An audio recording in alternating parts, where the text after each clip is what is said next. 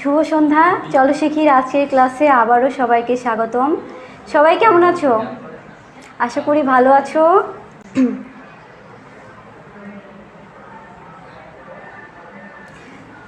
আচ্ছা, 1 নম্বর কোশ্চেনটা তোমরা দেখো। 1 নম্বর কোশ্চেনে কি বলে, বায়ুমণ্ডলে নাইট্রোজেনের পরিমাণ কত? অপশনগুলো দেখো, 20.71%, 78.02%, 0.003%, নাকি 0.41%। আচ্ছা, সঠিক উত্তরটি কি হবে বলে তোমাদের মনে হচ্ছে? আচ্ছা, আমি উত্তরটি বলে দিই। হ্যাঁ, সঠিক উত্তরটি হবে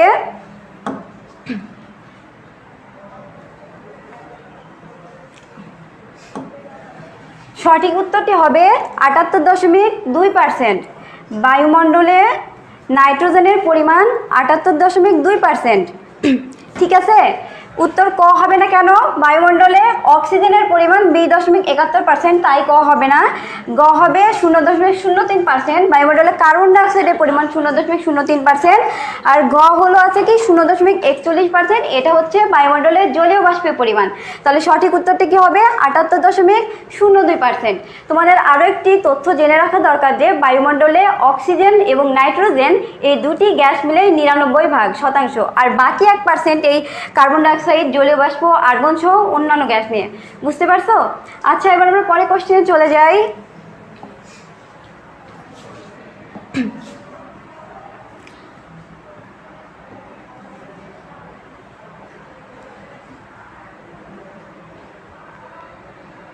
আচ্ছা, 2 নম্বর কোশ্চেনটা এবার দেখো তোমরা। 2 নম্বর কোশ্চেনে বলছে বায়ুমণ্ডলের সর্বনিম্ন স্তর কোনটি? কতে আছে স্ট্রাটোস্ফিয়ার, খতে আছে মেসোস্ফিয়ার, গতে আছে ট্রপোস্ফিয়ার, আর ঘতে আছে আয়নোস্ফিয়ার। আচ্ছা, তোমরা উত্তরটি দিতে থাকো, ততক্ষণ আমি বায়ুমণ্ডলের স্তরগুলো একটু এঁকে ফেলি। ঠিক আছে?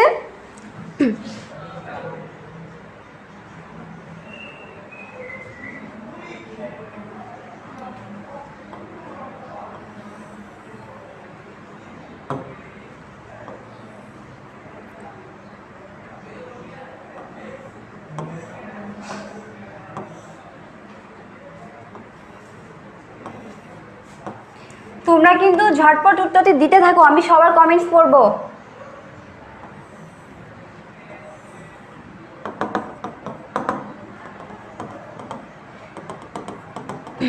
কে কে কমেন্টস করছো, সঠিক উত্তরটি দিতে পারছো, আমি কিন্তু দেখবো।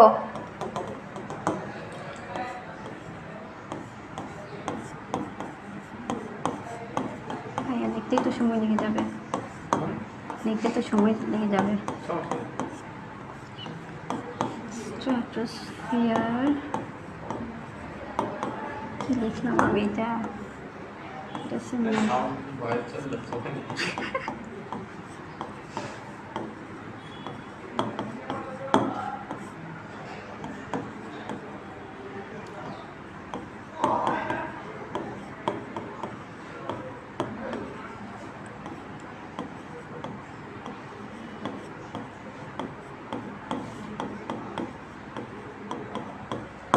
আচ্ছা, যাই হোক, সঠিক উত্তরটি আমি বলে দিই। আমি বায়ুমণ্ডলের স্তরগুলো এখানে এঁকে দেখিয়েছি। মনে করো এটা হচ্ছে ভূপৃষ্ঠ, আর ভূপৃষ্ঠের সর্বনিম্ন স্তরটি কি? ট্রপোস্ফিয়ার। ট্রপোস্ফিয়ারের উপরের স্তরটি কি? স্ট্রাটোস্ফিয়ার। তার উপরে যে স্তরটি আছে সেটা হচ্ছে মেসোস্ফিয়ার, এবং তার উপরে যে স্তরটি আছে ওটাকে কি বলা হচ্ছে? আয়নোস্ফিয়ার। আর উপরে যে স্তরটি আছে এটাকে বলা হচ্ছে এক্সোস্ফিয়ার। তাহলে কোশ্চেনে কি আছে? বায়ুমণ্ডলের সর্বনিম্ন স্তর কোনটি? তাহলে সঠিক উত্তর কি হবে? অবশ্যই সঠিক উত্তর হবে গ, ট্রপোস্ফিয়ার। তোমাদের জেনে রাখা দরকার যে ট্রপোস্ফিয়ারই হচ্ছে প্রাণীকুল বসবাসের জন্য উপযোগী স্তর। এই স্তরে কি হয়? আবহাওয়া বা জলবায়ুর সব উপাদানগুলো এই স্তরে সংঘটিত হয়, যেমন বৃষ্টিপাত, ঝড় বৃষ্টি, তারপরে এগুলো সংঘটিত হয় ট্রপোস্ফিয়ারে। আর ট্রপোস্ফিয়ারে কি হয়? এখানে তাপমাত্রার তারতম্য হয় না, এই জন্য এই অঞ্চলকে বলা হয় সমুষ্ণ অঞ্চল। ট্রপোস্ফিয়ারের উপরে যে স্তরটি রয়েছে সেটাকে বলা হচ্ছে স্ট্রাটোস্ফিয়ার। স্ট্র্যাটোস্ফিয়ারে কি হয়, এখানে হচ্ছে মেঘ প্রায় এই অঞ্চলটা প্রায় স্তরটা প্রায় মেঘশূন্য থাকায় এই স্তর দিয়ে বিমানগুলো খুব দ্রুত মানে খুব সহজে চলাচল করতে পারে। আর উপরের স্তরটি তোমরা দেখেছো মেসোস্ফিয়ার, এবং তার উপরে রয়েছে আয়নোস্ফিয়ার, এবং সর্বোপরে রয়েছে এক্সোস্ফিয়ার। আচ্ছা ঠিক আছে, আমরা পরবর্তী কোশ্চেনে চলে যাই।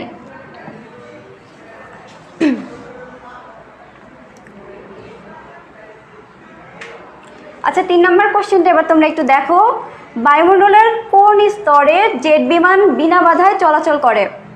অপশনগুলো দেখো, কতে আছে ট্রপোস্ফিয়ার, খতে আছে স্ট্র্যাটোস্ফিয়ার, গতে আছে মেসোস্ফিয়ার, ঘতে আছে থার্মোস্ফিয়ার। তাহলে সঠিক উত্তরটি কি হবে? সঠিক উত্তরটি হবে আসলে উত্তর খ,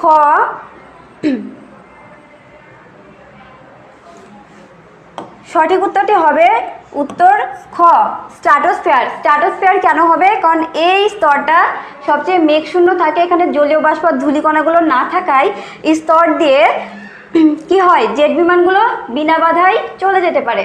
বুঝতে পারছো? এবার আমরা পরের কোশ্চেনে চলে যাই।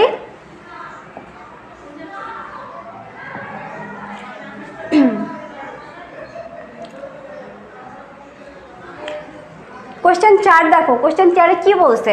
পৃথিবীর প্রাকৃতিক সৌরপর্দা বলা হয় কোন স্তরকে? অপশনগুলো দেখো, অপশন কতে আছে ট্রপোস্ফিয়ার, খতে আছে থার্মোস্ফিয়ার, গতে আছে ওজোনোস্ফিয়ার, আর ঘতে আছে এক্সোস্ফিয়ার। এই সঠিক উত্তরটা তোমরা দিবা, আমি দেখতে চাচ্ছি কারা কারা সঠিক উত্তর দিচ্ছ।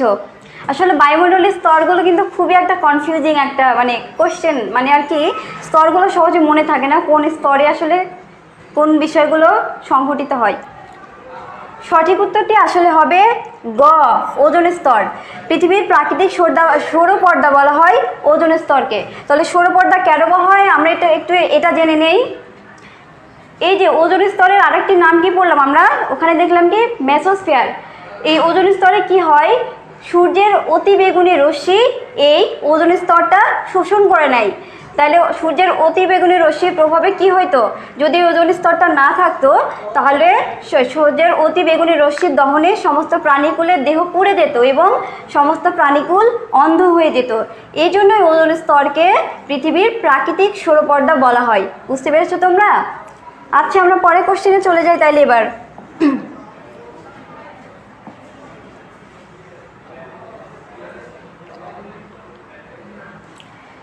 আচ্ছা বায়ুমণ্ডল নিয়ে, বায়ুর স্তর নিয়ে এটা শেষ কোশ্চেন। আচ্ছা এই কোশ্চেনটা দেখি, বায়ুমণ্ডলের কোন স্তর থেকে বেতার তরঙ্গ প্রতিফলিত হয়ে ফিরে আসে? অপশনগুলো দেখো, ট্রপোস্ফিয়ার, মেসোস্ফিয়ার, স্ট্র্যাটোস্ফিয়ার নাকি আয়নোস্ফিয়ার। তাহলে বায়ুমণ্ডলের কোন স্তর থেকে বেতার তরঙ্গ প্রতিফলিত হয়ে ফিরে আসে? সঠিক উত্তরটি হবে আসলে ঘ, আয়নোস্ফিয়ার থেকে। তাহলে সঠিক উত্তরটি ঘ কেন হবে এবার আমরা একটু দেখি। এই যে আয়নোস্ফিয়ারে কি হয়, আয়নোস্ফিয়ারে কি হয়, এখানে বেতার তরঙ্গ প্রতিফলিত হয়ে ভূপৃষ্ঠে চলে আসে, এর জন্য আমরা রেডিও শুনতে পাই। ঠিক আছে, তাহলে সঠিক উত্তরটি হবে আয়নোস্ফিয়ার। আয়নোস্ফিয়ারের আরেকটি নাম আছে, সেটাকে বলা হচ্ছে থার্মোস্ফিয়ার। এই স্তরে বায়ুর তাপমাত্রা দ্রুত বৃদ্ধি পায় বলে এই স্তরটিকে থার্মোস্ফিয়ারও বলা হয়। আচ্ছা আমি এবার পরের কোশ্চেনে চলে যাচ্ছি।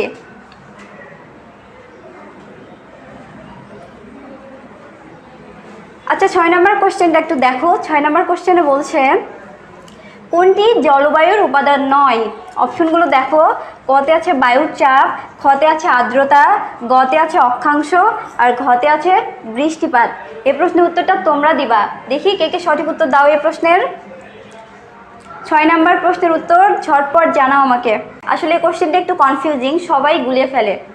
এখানে কোশ্চেনে কি বলছে, কোনটি জলবায়ুর উপাদান নয়? তোমরা সবাই অক্ষাংশ বলছো। আসলে অক্ষাংশটা কি? এটা হচ্ছে জলবায়ুর নিয়ামক। জলবায়ুর উপাদান আর নিয়ামক তো দুটি আলাদা বিষয়, তাই না? আর জলবায়ুর উপাদানের মধ্যে রয়েছে বায়ুর চাপ, আর্দ্রতা, বৃষ্টিপাত, এগুলো হচ্ছে জলবায়ুর উপাদান। আর জলবায়ুর যে নিয়ামকগুলো রয়েছে সেগুলো হচ্ছে অক্ষাংশ, সমুদ্র স্রোত, বনভূমি, এগুলো হচ্ছে জলবায়ুর নিয়ামক। তাই উত্তরটি অক্ষাংশ হবে না, উত্তরটি হবে অক্ষাংশ। ও সরি, তোমরা সবাই সঠিক উত্তর দিয়েছো, আমি আসলে বুঝতে পারি নাই। তোমাদের সবার উত্তরই সঠিক হয়েছে।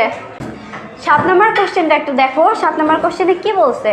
7 নম্বর কোশ্চেনে বলছে বৃষ্টিপাত হয় কোন মেঘ থেকে? অপশনগুলো দেখো। কতে আছে কিউমুলাস, খতে আছে স্তর মেঘ, গতে আছে সিরাস, আর ঘতে আছে কিউমুলোনিম্বাস। এটা সঠিক উত্তর কি হবে? সঠিক উত্তরটি হবে ঘ, বৃষ্টিপাত হয় কিউমুলোনিম্বাস মেঘ থেকে। কেন? এই মেঘগুলো হয় আয়তনে বড় হয়, ঘন এবং কালো হয়, এবং এই মেঘগুলো থেকে বৃষ্টিপাত হয় এবং কালবৈশাখী ঝড়ও হয়। আর কিউমুলাস মেঘ কি হয়? এটা অনেকটা পেঁজা তুলার মতো দেখতে, এবং এই মেঘটি আবহাওয়ার নির্মল মানে আবহাওয়া যে নির্মল সেটা নির্দেশ করে। আর স্তর মেঘ হচ্ছে ভূপৃষ্ঠের সবচেয়ে নিকটতম মেঘ। এই মেঘটি ভূপৃষ্ঠের নিকটবর্তী হয় বিমান আরোহী এবং পর্বত আরোহীদের জন্য স্তরটি খুবই বিপজ্জনক। আর গতে আছে সিরাস মেঘটি আসলে এটি পাখির পালকের মতো মেঘ। এটি ভূপৃষ্ঠের সবচেয়ে উপরের স্তরের মেঘ। আচ্ছা, সঠিক উত্তরটি তাহলে তোমরা বুঝতে পারলা। সঠিক উত্তর হবে ঘ, কিউমুলোনিম্বাস। আচ্ছা, আমি এবার পরের কোশ্চেনে চলে যাচ্ছি তাইলে।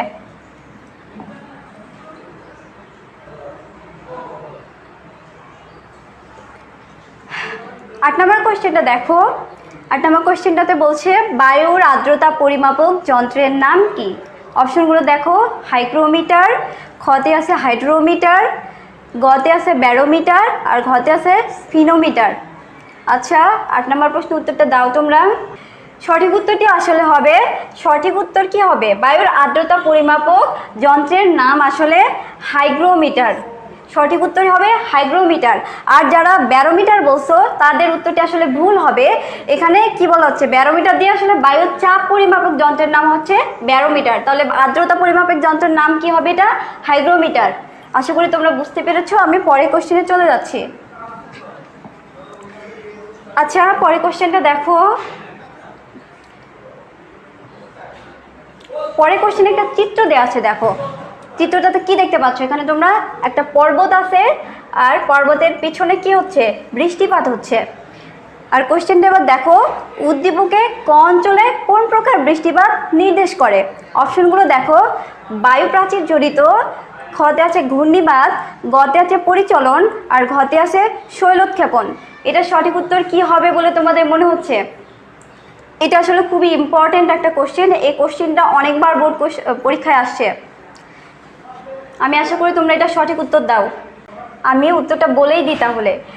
চিত্রতে কি দেখানো হচ্ছে? আসলে এখানে চিত্র দেখানো হচ্ছে যে একটা পর্বতের পিছনে বৃষ্টিপাত হচ্ছে। তাহলে সঠিক মানে চিত্রের ক অঞ্চলে কোন প্রকার বৃষ্টিপাত হবে? তাহলে উত্তরটি হবে আসলে শৈলোৎক্ষেপণ বৃষ্টিপাত। শৈলোৎক্ষেপণ বৃষ্টিপাত কেন হবে? যে জলীয় বাষ্পপূর্ণ বায়ু মানে প্রবাহকালে যদি পাহাড় বা পর্বতের প্রতিপাদ ঘাতে বাধা পেয়ে সেখানে বৃষ্টিপাতের সৃষ্টি হয়, তাহলে সেই বৃষ্টিকে বলা হচ্ছে শৈলোৎক্ষেপণ বৃষ্টি। তাহলে এখানে কি দেখছো তোমরা? পাহাড়ের প্রতিপাদ ঢালে কিন্তু বাধা পায়ে এই বৃষ্টিপাতটা হচ্ছে। তাহলে এই বৃষ্টিপাতটা অবশ্যই শৈলোৎক্ষেপণ বৃষ্টিপাত। আর যারা বলছো যে পরিচলন বৃষ্টিপাত, তাদের উত্তরটা ভুল হবে, কারণ পরিচলন বৃষ্টিপাত হয় নিরক্ষীয় অঞ্চলে। বুঝতে পারছো? এবার আমি পরের কোশ্চেনটা চলে যাচ্ছি।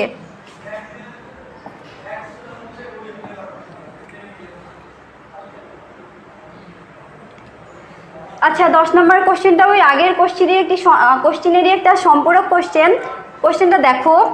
চিত্রে প্রদর্শিত বৃষ্টিপাতের সাধারণ বৈশিষ্ট্য কি? মানে শৈলোৎক্ষেপণ বৃষ্টিপাতের সাধারণ বৈশিষ্ট্য কিগুলো কি হবে? তোমরা এবার দেখো।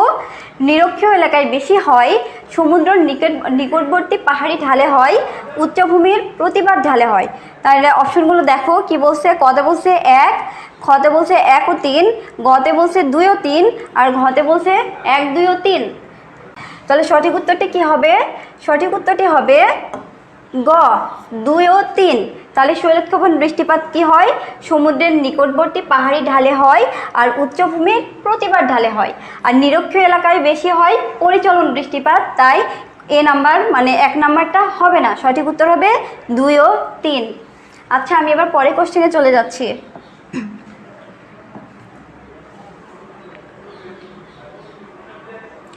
আচ্ছা, 11 নম্বর কোশ্চেনটা তোমরা এবার একটু দেখো। 11 নম্বর কোশ্চেনে কি বলছে? পৃথিবীর কোন অঞ্চলে সূর্য সারা বছর লম্বভাবে কিরণ দেয়? কতে আছে মেরু, খতে আছে উপক্রান্তীয়, গতে আছে নিরক্ষীয়, আর ঘতে আছে ক্রান্তীয়। তাহলে সঠিক উত্তর কি হবে এই কোশ্চেনের?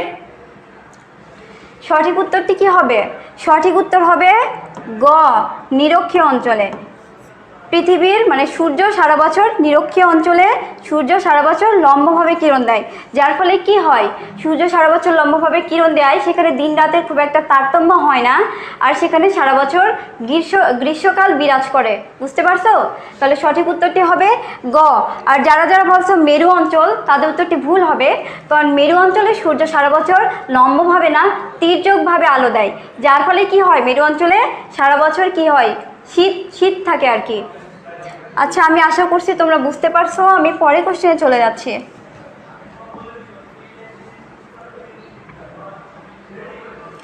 নাম্বার 12 দেখো, জানুয়ারি মাসে পৃথিবীর শীতলতম এলাকা কোনটি? রাশিয়া, সাহারা, সাভানা নাকি সাইবেরিয়া? এটা সঠিক উত্তর কি হবে বলে তোমাদের মনে হচ্ছে? আমাকে একটু কমেন্টস করে জানাও। সঠিক উত্তরটি আসলে হবে ঘ, সাইবেরিয়ায়। সাইবেরিয়ায় কেন হবে? জানুয়ারি মাসে পৃথিবীর শীতলতম এলাকা হবে সাইবেরিয়া। তাহলে আমরা শীতকালে কি দেখি? শীতকালে দেখি যে অনেক অতিথি পাখি সাইবেরিয়া থেকে আমাদের দেশে কিন্তু উড়ে চলে আসে। কেন? সেখানে প্রচণ্ড শীত পড়ে, এই জন্য অতিথি পাখিরা উড়ে জানুয়ারি মাসে আমাদের দেশে চলে আসে। এই জন্যই হবে উত্তরটি হবে সাইবেরিয়া। আচ্ছা, আমি পরের কোশ্চেনে চলে যাচ্ছি।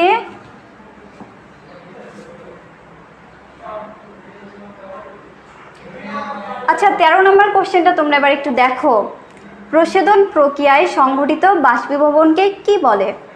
Hydro transpiration, water transpiration, evapotranspiration নাকি জিরো ট্রান্সপিরেশন? বাষ্পীভবনকে বলে আসলে ইভাপো ট্রান্সপিরেশন। যারা যারা হাইড্রো ট্রান্সপিরেশন দিয়েছো তাদের উত্তরটা কিন্তু ভুল হয়েছে। সঠিক উত্তরটি হবে ইভাপো ট্রান্সপিরেশন। আচ্ছা, আমি আর কথা না বাড়িয়ে পরের কোশ্চেনে চলে যাচ্ছি।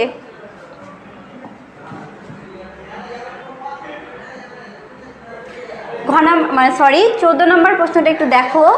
14 নম্বর কোশ্চেনে বলছে, বাংলাদেশের কোন ঋতুতে ভেজা কাপড় তাড়াতাড়ি শুকায়?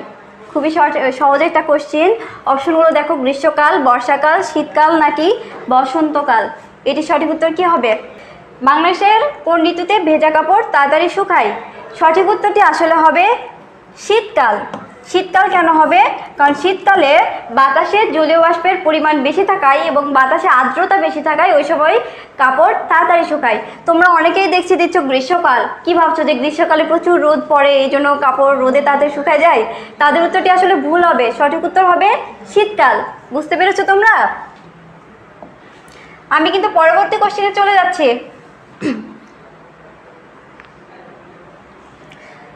4 নম্বর কোশ্চেনটা দেখো। 15 নম্বর কোশ্চেনে বলছে, চীন, জাপান ও ফিলিপাইনে ঘূর্ণিঝড়কে কী নামে পরিচিত? অপশনগুলো দেখো, ক হারিকেন, খতে আছে টর্নেডো, গতে আছে সাইক্লোন, ঘতে আছে টাইফুন। এটি সঠিক উত্তর কি হবে বলে তোমাদের মনে হচ্ছে? সঠিক উত্তরটি হবে আসলে সঠিক উত্তরটি কি হবে? সঠিক উত্তরটি হবে হচ্ছে ঘ, টাইফুন। টাইফুন কি হবে?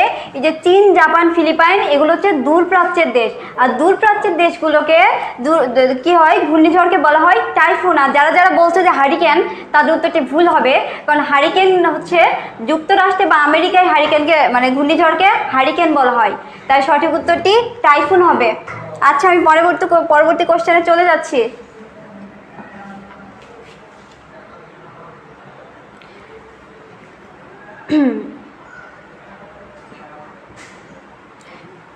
16 নম্বর কোশ্চেনটা তোমরা এবার একটু দেখো। নিরক্ষীয় জলবায়ু অঞ্চলের গড় বৃষ্টিপাত কত? অপশনগুলো দেখো, 170 থেকে 250, 125 থেকে 200 সেন্টিমিটার, 127 থেকে 130 সেন্টিমিটার আর 150 থেকে 200 সেন্টিমিটার। এটা সঠিক উত্তর কি হবে বলে তোমাদের মনে হচ্ছে? আসলে এগুলো খুবই একটু মনে রাখা কষ্ট, আমি নিজেও জানি, তবুও তোমরা বলতে চেষ্টা করো। আচ্ছা, আমি কমেন্টসগুলো আর পড়ছি না, আমি সঠিক উত্তরটি বলে দিই এবার। তাইলে সঠিক উত্তরটি হবে আসলে ক, 170 থেকে 250 সেন্টিমিটার। নিরক্ষীয় জলবায়ু অঞ্চলে গড় বৃষ্টিপাত হয় 170 থেকে 250 সেন্টিমিটার। আর যারা বলছো খ 125 থেকে 200 সেন্টিমিটার, এটা হচ্ছে মৌসুমী জলবায়ু অঞ্চলের গড় বৃষ্টিপাত। আর 127 থেকে মানে 127 ডিগ্রি সেলসিয়াস মানে সেন্টিমিটার বৃষ্টিপাত হয় এটা ক্রান্তীয় জলবায়ু অঞ্চলে। তাহলে সঠিক উত্তরটি হবে ক 170 থেকে 250 সেন্টিমিটার। আচ্ছা, আমি পরে কোশ্চেনে চলে যাচ্ছি।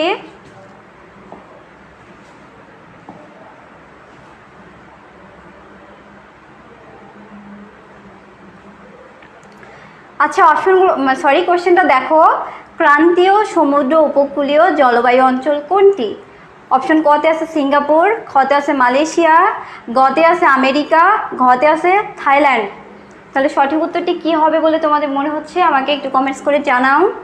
সঠিক উত্তরটি হবে আসলে গ আমেরিকা। আমেরিকা কেন হবে? কোশ্চেনে কি বলছে? ক্রান্তীয় সমুদ্র উপকূলীয় জলবায়ু অঞ্চল হচ্ছে আমেরিকা। আর সিঙ্গাপুর, মালয়েশিয়া, ইন্দোনেশিয়া এগুলো আসলে হচ্ছে নিরক্ষীয় জলবায়ু অঞ্চল। আর দক্ষিণ এশিয়ার যে দেশগুলো রয়েছে যেমন বাংলাদেশ, ভারত, পাকিস্তান, থাইল্যান্ড এগুলো কি মৌসুমী জলবায়ু অঞ্চল। তাহলে সঠিক উত্তরটি হবে আমেরিকা। বুঝতে পেরেছো তোমরা? আশা করি বুঝতে পেরেছো। আমি পরবর্তী কোশ্চেনে চলে যাচ্ছি। তাহলে 18 নম্বর কোশ্চেনটা এবার একটু তোমরা দেখো। 18 নম্বর কোশ্চেনটা আসলে আবার দেওয়া হয়ে গেছে, মানে একটা কোশ্চেন দুইবার রিপিট হয়েছে, তাই আমি এটার পড়াচ্ছি না। আমি 19 নম্বর কোশ্চেনটাতে চলে যাচ্ছি।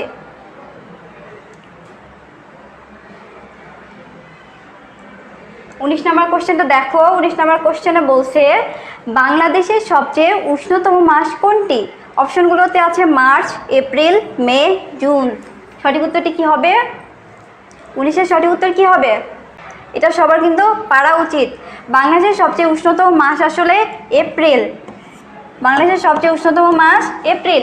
এই মাসের তাপমাত্রা কত থাকে জানো? 28 ডিগ্রি সেলসিয়াস। আর সবচেয়ে শীতলতম মাস জানুয়ারি। আর বাংলাদেশের মানে ঋতুকে কয়টি ভাগে ভাগ করা হয়েছে? 3টি ভাগে। মার্চ থেকে মে মাস পর্যন্ত গ্রীষ্মকাল, আর এপ্রিল থেকে অক্টোবর মাস পর্যন্ত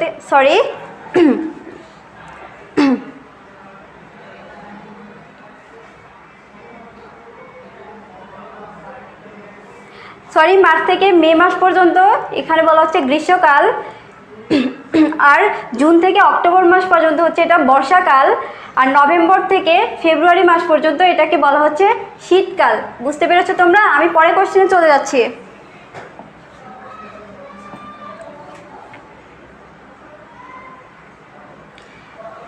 বিশ নম্বর কোশ্চেনটা দেখো। 20 নম্বর কোশ্চেনে বলছে বায়ুর আর্দ্রতা কোন এককে মাপা হয়? অপশনগুলো দেখো, কতে আছে ডিগ্রি, খতে আছে সেলসিয়াস, গতে আছে সেন্টিগ্রেড, আর ঘতে আছে গ্রেইন। সঠিক উত্তরটি কি হবে? 20 নম্বরটি সঠিক উত্তরটি আসলে হবে কি? সঠিক উত্তরটি হবে হচ্ছে গ্রেইন। বায়ুর আর্দ্রতা মাপা হয় গ্রেইন এককে। তো যারা যারা সেলসিয়াস বলছে সেটা আসলে ভুল হবে। সেলসিয়াস দ্বারা কি মাপা হয়? বায়ুর তাপমাত্রা মাপা হয়, মানে সূর্যের তাপমাত্রা মাপা হয় সেলসিয়াসে। আর ডিগ্রি মাপা হয় কিসে? অক্ষাংশ মাপা হয় ডিগ্রি দিয়ে। আর সেন্টিগ্রেড কি মাপা হয়? বৃষ্টিপাত মাপা হয় না, কত ডিগ্রি সেন্টিগ্রেড। তাহলে সঠিক উত্তরটি হবে গ্রেন। আমি পরে কোশ্চেনে চলে যাচ্ছি।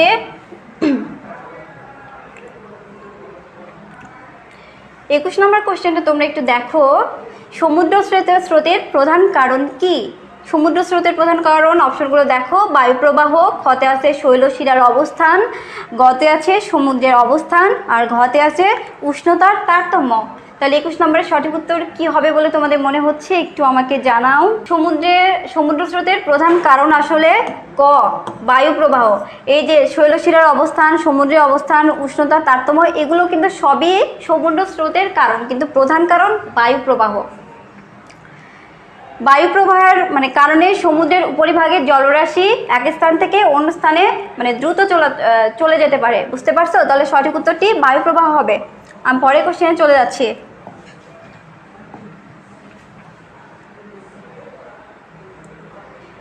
গ নাম্বারটি দেখো, শীতল স্রোত কোনটি? অপশনগুলো আছে ল্যাব্রাডার, খতে আছে গিনি, গতে আছে বাহামা, আর ঘতে আছে উপসাগরীয়। আসলে স্রোতগুলো আসলে আমার নিজেরও কখনো মনে থাকেনি, যখন আমি নিজে পড়ছি এগুলো একটু কঠিনই, কোনটা কোন স্রোত, কোনটা উষ্ণ, কোনটা শীতল, এগুলো মনে রাখা একটু কঠিন। তো তোমরা তবুও অ্যান্সারটা দিতে চেষ্টা করো। সঠিক উত্তরটি কি হবে? শীতল স্রোত হচ্ছে ল্যাব্রাডার স্রোত। তাহলে সঠিক উত্তরটি হবে ক ক, কারণ বাকি যে স্রোতগুলো আছে দেখো গিনি, বাহামা, উপসাগরীয়, এগুলো হচ্ছে উষ্ণ স্রোত। আর ল্যাব্রাডর, কুমেরু, তারপরে ফকল্যান্ড, এগুলো হচ্ছে শীতল স্রোত। এর সঙ্গে আরেকটা তথ্য তোমাদেরকে বলে দেই, ল্যাব্রাডর স্রোতের রং সবুজ কালার, আর উপসাগরীয় স্রোতের রং গাঢ় নীল। আমি পরের কোশ্চেনে চলে যাচ্ছি। আচ্ছা, 23 নম্বর কোশ্চেনটা তোমরা একটু দেখো। 23 নম্বর কোশ্চেনে কি বলছে? কোন স্রোত ধরে কলম্বাস ও আমেরিগো ভেসপুচি ক্যারিবীয় দ্বীপপুঞ্জ ও আমেরিকা পৌঁছান? অপশনগুলো একটু দেখো। কতে আছে উত্তর নিরক্ষীয় স্রোত, দক্ষিণ নিরক্ষীয় স্রোত, উপসাগরীয় স্রোত নাকি ইরমিঞ্জার? সঠিক উত্তর কি হবে 23-এর? সঠিক উত্তরটি হবে আসলে ক, উত্তর নিরক্ষীয় অঞ্চল। উত্তর নিরক্ষীয় স্রোত ধরেই কলম্বাস ও আমেরিকা ভেসপুচি আমেরিকা আসেন। আর তোমরা অবশ্যই জানো কলম্বাস আমেরিকা আবিষ্কার করেছিলেন। আচ্ছা, আমি পরের কোশ্চেনে চলে যাচ্ছি এবার।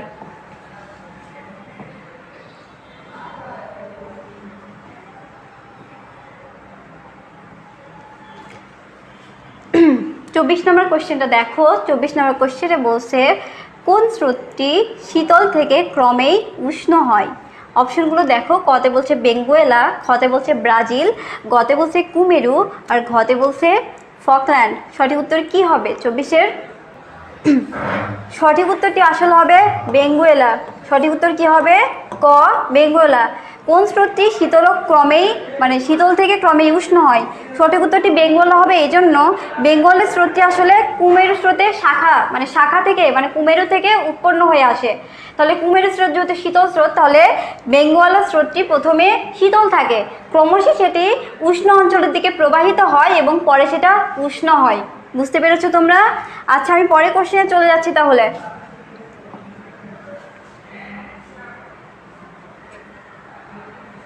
পঁচিশ নম্বর কোশ্চেনটা একটু দেখো তোমরা। অষ্টমী তিথিতে চাঁদ ও সূর্য পৃথিবীর সঙ্গে কিভাবে অবস্থান করে? অষ্টমী তিথিতে চাঁদ ও সূর্য পৃথিবীর সঙ্গে কিভাবে অবস্থান করে? 2 সমকোণে, 1 সমকোণে, সমসূত্রে নাকি সমান্তরাল? এটার উত্তর কি হবে? সঠিক উত্তরটি আসলে হবে খ, 1 সমকোণে।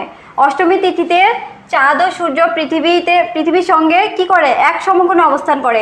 আর 1 সমকোণে অবস্থান করার জন্য কি হয়? সেখানে মরাকটল হয়। চন্দ্র সূর্যের আকর্ষণ শক্তি কমে গিয়ে সেখানে মরাকটল হয়। বুঝতে পেরেছো? আমি পরের কোশ্চেনে চলে যাচ্ছি তাহলে। সঠিক উত্তরটি আসলে হবে 12 ঘন্টা 26 মিনিট। সঠিক উত্তরটি হবে 12 ঘন্টা 26 মিনিট। একটি মুখ্য জ্বর একটি গৌণ জ্বরের মধ্যে সময়ের ব্যবধান 12 ঘন্টা 26 মিনিট। যারা বলছো ঘ 24 ঘন্টা 52 মিনিট, তোমাদের উত্তরটি ভুল হবে। কেন? একটি মুখ্য জ্বর থেকে আরেকটি মুখ্য জ্বরের মধ্যে যে সময়ের পার্থক্য থাকে সেটা হচ্ছে 24 ঘন্টা 52 মিনিট। এখানে বলছে একটি মুখ্য জ্বর থেকে আরেকটি গৌণ জ্বরের পার্থক্য, তাহলে সঠিক উত্তরটি হবে 12 ঘন্টা 26 মিনিট। আর সচরাচর একটি জ্বর কতক্ষণ পরপর হয়? 6 ঘন্টা 13 মিনিট পরপর, তাই না? আর চন্দ্র ও সূর্যের জ্বর উৎপন্ন করার ক্ষমতা কত? 11:5। আমি পরের কোশ্চেনে চলে যাচ্ছি।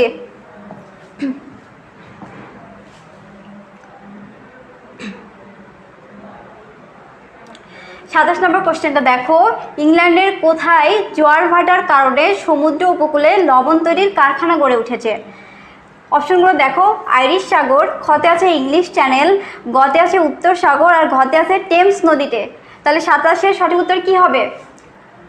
সঠিক উত্তরটি আসলে হবে টেমস নদীতে, ঘ। ইংল্যান্ডের টেমস নদীতে জোয়ার ভাটার সমুদ্র উপকূলের লবণ তৈরির কারখানা গড়ে উঠেছে জোয়ার ভাটার কারণে টেমস নদীতে। বাংলাদেশেরও কিন্তু সমুদ্রের জোয়ার ভাটাকে কাজে লাগিয়ে লবণ উৎপন্ন করা হয় এবং চিংড়ির ঘের তৈরি করে সেখানে চিংড়ি চাষ করা হয়। বুঝতে পারছো? আমি পরের কোশ্চেনে চলে যাব। 28 নম্বরে তোমরা একটি চিত্র দেখো। চিত্রতে কি দেখাচ্ছে? চিত্রতে এই পাশে রয়েছে সূর্য, মাঝখানে রয়েছে পৃথিবী, আর এই পাশটাই রয়েছে চন্দ্র। এবার প্রশ্নটা দেখো, চিত্রের এ পাশে কোন ধরনের জোয়ার হবে? উত্তরটিতে রয়েছে কতে আছে গৌণ জোয়ার, খতে আছে মুখ্য জোয়ার, গতে আছে ভরা কটাল, আর গতে আছে মরা কটাল। সঠিক উত্তর কি হবে? তোমরা একটু জানাও আমাকে। সঠিক উত্তরটি আসলে হবে এটা মুখ্য জোয়ার। মুখ্য জোয়ার কেন হবে? এখানে তোমরা চিত্রতে কি দেখতে পাচ্ছ? চিত্রতে এ পাশে রয়েছে সূর্য, মাঝখানে রয়েছে পৃথিবী, আর এ পাশে রয়েছে চন্দ্র। তাহলে পৃথিবী কি করে? পৃথিবী কিন্তু এক জায়গায় চন্দ্র কিন্তু এক জায়গায় স্থির থাকে না, এটা পৃথিবীর চারদিকে আবর্তন করে। চন্দ্রের এই আবর্তনকালে পৃথিবীর যে পাশে থাকে, চন্দ্রটি যে পাশে থাকে, সেখানে চন্দ্রের আকর্ষণেই জোয়ার হয় এবং সমুদ্রের পানিগুলো ফুলে উপরের দিকে উঠে। এই জন্য চন্দ্রের আকর্ষণে এখানে মুখ্য জোয়ার হয়। আর তোমরা তো জানোই যে চন্দ্রের আকর্ষণ ক্ষমতা এবং জোয়ার উৎপন্ন করার ক্ষমতা সূর্যের চেয়ে বেশি। আর পৃথিবীর যে এই অপোজিট পাশে যে সূর্য আছে, সেই বিপরীত পাশটাতে কি হয়? ওখানে গৌণ জোয়ার হয়। বুঝতে পারছো তোমরা? আর যারা যারা বলছো মরা কাঁঠাল হবে, তাদের উত্তরটি ভুল হবে। কারণ মরা কাঁঠাল হয় কখন? যখন পৃথিবী, চন্দ্র, সূর্য এক সমকোণে অবস্থান করে। সে সময় কি হবে? পৃথিবী এখানে থাকবে, চন্দ্র উপরে থাকবে, আর সূর্য এ পাশে থাকবে। তখন এক সমকোণে অবস্থান করবে চন্দ্র, সূর্য, পৃথিবী। তখন কি হবে? তখন ওই মরা কাঁঠাল।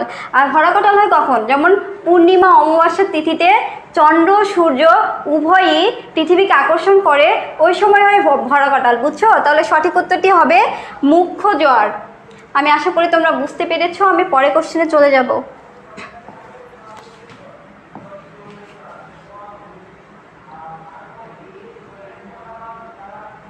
আচ্ছা, 29 নম্বর কোশ্চেনটা দেখো। 29 নম্বর কোশ্চেনে বলছে বি পাশে গৌণ জোয়ার সৃষ্টির কারণ কি?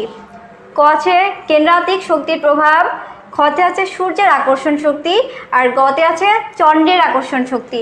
অপশনগুলো দেখো। কতে আছে 1 ও 2, খতে আছে 2 ও 3, আর গতে আছে 1 ও 3, আর ঘতে আছে 1, 2 ও 3। আমি কিন্তু একটু আগে বলে দিয়েছি কারণগুলো। আমি আশা করছি তোমরা সবাই এই 29 নম্বর কোশ্চেনের উত্তরটা পারবে। সঠিক উত্তরটি কি হবে তাইলে? সঠিক উত্তরটি হবে তাইলে ক, 1 ও 2। 1 ও 2 কেন হবে? কি হয়? গৌণ জোয়ার কিসের জন্য সৃষ্টি হলো? এখানে সূর্যের আকর্ষণটা বেশি থাকে, সেখানে গৌণ জোয়ার হবে। আমরা চিত্রটি দেখলাম যে মুখ্য জোয়ারের যে বিপরীত পাশে, ওই পাশে কি থাকে? সূর্যের আকর্ষণ শক্তি বেশি থাকে, সেজন্য সেখানে গৌণ জোয়ার হয়। তাহলে সঠিক উত্তরটি হবে 1 ও 2। আর চন্দ্রের আকর্ষণ শক্তির ফলে তো একটু আগেই বললাম সেখানে মুখ্য জোয়ার হয়, তাই চন্দ্রের আকর্ষণ শক্তি হবে না। লাস্ট কোশ্চেন, এটা খুবই সহজ কোশ্চেন, আমি জানি সবাই পারবা। আমি কোশ্চেনটা দেখাই এবার তোমাদের।